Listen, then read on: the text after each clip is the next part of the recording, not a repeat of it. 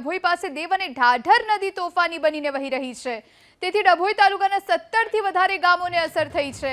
ભીલાપુર, અંબાવ, થુવાવી, અંગુઠન, રાજલી, ઢોલાર અને કરાલી સહિતના ગામોમાં પાણી ફરી વળ્યા છે।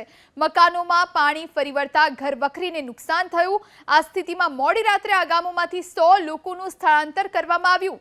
આ તરફ ડભોઈથી વડોદરા અવરજવર કરતા અનેક રાહદારીઓ અટવાયા છે।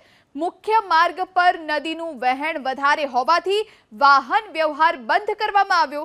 મુખ્ય માર્ગ ઉપર 2 ફૂટ જેટલા પાણી ફરી વળેલા જોવા મળી રહ્યા છે।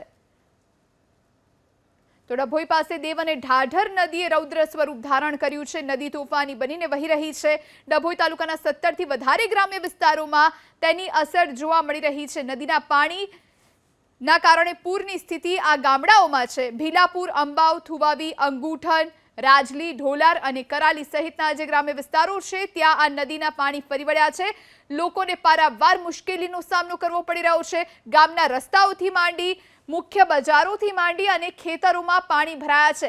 ખાસ કરીને જે લોકો નીચાણવાળા વિસ્તારમાં રહે છે તેમને સૌથી વધારે તકલીફ